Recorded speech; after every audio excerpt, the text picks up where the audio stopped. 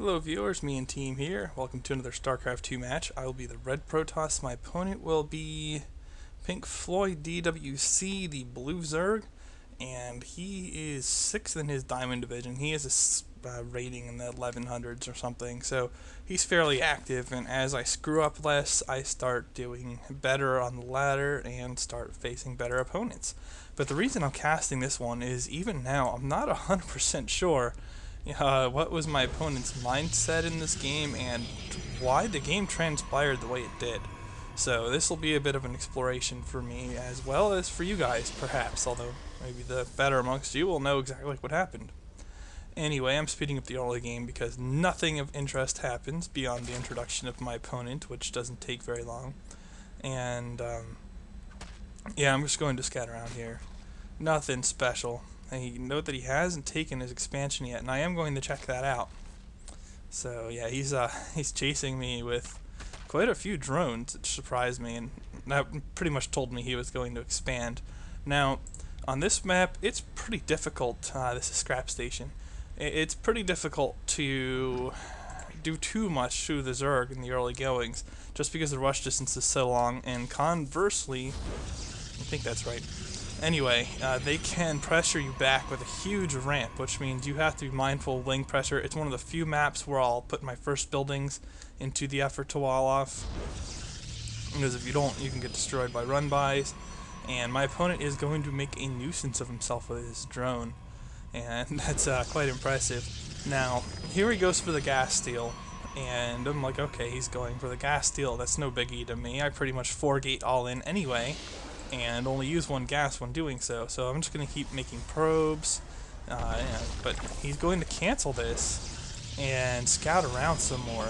So I get 2 shots on him, but he gets away. And I probably should have microed a probe a little bit sooner than I did. Yeah, now he's going to take the gas again, and I'm not going to be able to kill the drone. And I don't want to pull the Zealot, because if I pull the Zealot and he sends Lings, and he could possibly get Lings into my base by now, then I could be in serious trouble. So I really don't want to lose that way in particular, so I'm going to try not to. Looks like this guy is going to get taken out by the drone, unfortunately. But yeah, he's still scouting around. He's going to see another pylon. He sees 3 gateways now. So now his interpretation of what I'm doing is either 3-gate, yeah, great, 3-gate fast expansion, or, and here I'm going to try again to head him off. I will get a shot, leaving him with 1 hit point. Or he could, I could still be going 4-gate, and he knows that. So he actually micros around my probe quite nicely, and I just draw off that. I don't want to lose too much mining time chasing that thing. So I'm just going to leave the Zealot there to hammer on that. Now that I have 1 blocking, and I can put 2 on the Expo. Yeah, he's going to be forced to cancel that. And unfortunately, he is going to get the scout off on my 4th gateway. So that's red flag number 1 for me for doing my usual. And man, he's just making a nuisance of himself. I just can't get a kill here. Now finally I do get rid of it. Now the only good thing for me in this whole happenings is he did supply lock himself a little bit while microing that around. Then he's missed on his injection. He's quite a few points behind there, and doesn't have any injections going here. So he cost himself some in micro points too. But when I go up against better players who can handle that micro and still macro their base, and now I'm supply locked, so there goes any advantage I had. Pylon almost done though.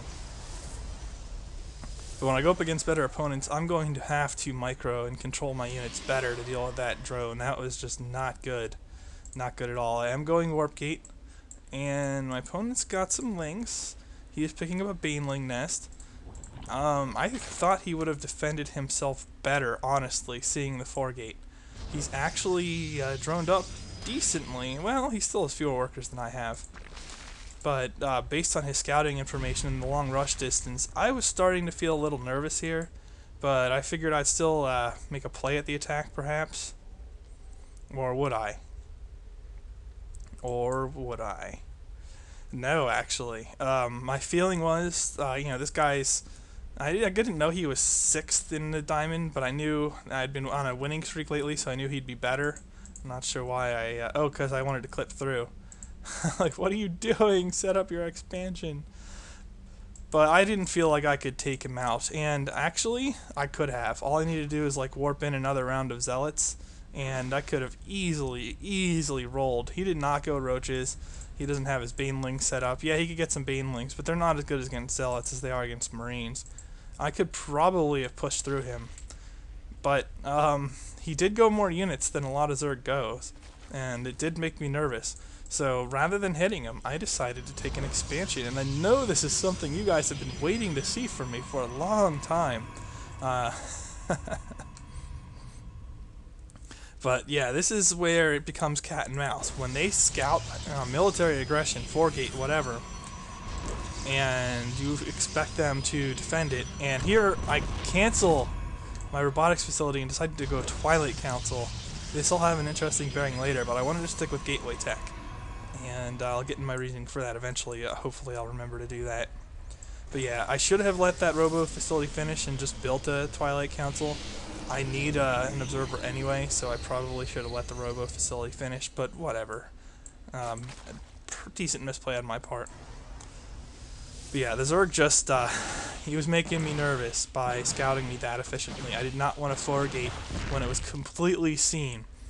And in retrospect, I could have gotten away with it, although I don't know what he's doing now. I guess he's getting double Evo Chamber, but he's not droning up very effectively. He is spending his money, but it seems like he's almost undersaturating a little bit.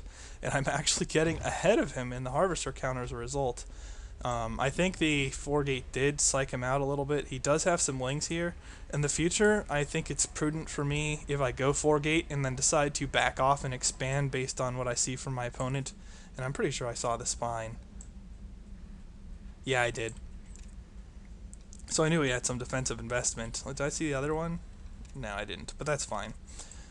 But I probably should push the tower. It's going to take a while for Zerg to really get a lot of roaches out, and that would allow me some map control and more easier scouting. See, I'm sending a scouting probe and it's getting intercepted badly, whereas if I had map control sitting on this, and I easily could have held it here without any spines and off the creep, easily could hold on to this. I mean, look at the army investment. I am ahead. I would have had no trouble there. Picking up charge as well as weapons level 1. I actually went armor first. No, I went weapons first. Armor first is for Terran games. And now I'm going to do that. I'm going to push up and try to get map control. Just going for this round. I'm going to pull my stalkers back. His lings go for this round on the zealots. That's something. But he spends so much time running and not enough time attacking me that he gets his army hosed really badly there. And that's going to influence, yeah, see now he is spamming lings and banelings, probably scrambling for defense, thinking I'm going to push in. But I decided not to, and staying pretty close in the harvester count here to the Zerg. And this isn't bad, actually. I'm sitting on 2 base against Zerg 2 base. I know he doesn't have a third, or at least I'm pretty sure. I doubt he would have something here or here. And I think I will send a probe or something down there eventually to make sure he doesn't have the gold expansion. But yeah, look, he's going heavy defensive investment, so I have baited the Zerg into playing defensively a little bit. He is getting double Evo Chamber upgrades, but I am pretty religious about chrono boosting out my own upgrades. I do have Zealot Charge. I decided to get Blink.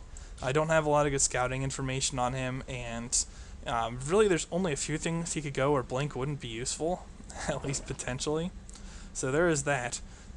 He is, having gotten Banelings, he has hurt his gas a little bit, and that will nerf his ability to get to Infestors, as well as his inability to get a third also cuts into his ability to get a lot of Infestors to threaten me. So that's good. I actually don't take a 4th gas right away. I seem to be accruing too much of it, and I should have kept training probes. I don't know why I stopped. Clearly not saturated well enough here any longer. I did a transfer thinking I had enough guys on this mineral patch, but I didn't. So I'm going to be behind in income, although not as much as I'd have expected, actually. I'm only about 100 minerals per minute back in income, and I am staying with the upgrade. He is going ventral sacs and grooved spines. Now, he also is going Hydras. I don't know, maybe he heard from Husky and HD that Hydras are good against gateway units, and that may very well be the case. But I do have a lot of Zealots, and I already have Charge, which not only increases their movement speed, but you get this nifty little charging attack, which is just coolness. And you've seen the power that can do against Terran, so yeah. And I'm going to want to deny this third. I'm not sure I see it yet. Oh no, I've managed to scout it. It must have been, oh, there we go. It's because I set up a proxy pylon here for offensive pressure, and then my probe en route to doing that scouted his hatch. So there you go. I'm clumping up units here, and he is preparing a drop. Very interesting. I'm not sure what his thought process is here, and I felt pretty blind at this point. I was kind of nervous, so I was getting a lot of tech. I already have an observer out, but I should have been scouting over here with it and trying chrono boosting another one. I was really fearing Roach Burrow play and Roach Infester, which is standard against Protoss. This is not standard against Protoss.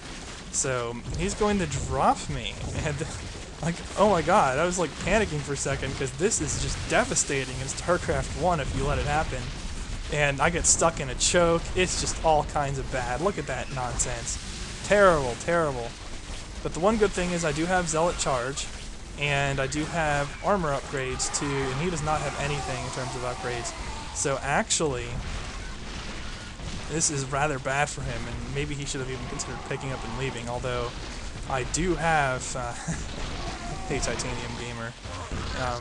I do have Blink, so he would have lost some stuff if he tried to get away, too. In fact, I do pick off an Overlord there. And, how do I do this again? Let's, one sec casting! Haha!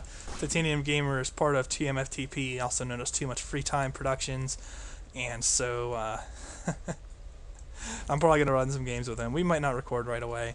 Yeah, I actually burned some of my gas on Archons here, thinking, hey, they got a bonus against Bio. And they do. They're a little on the slow side, but pretty comparable to Zealots. And this is going to be nasty. Look at that. Two-shotting the Hydralisks. Oh, that's just painful with a little bit of splash damage, too. So that's pretty impressive. And now without his drop pressure, he really doesn't have a lot.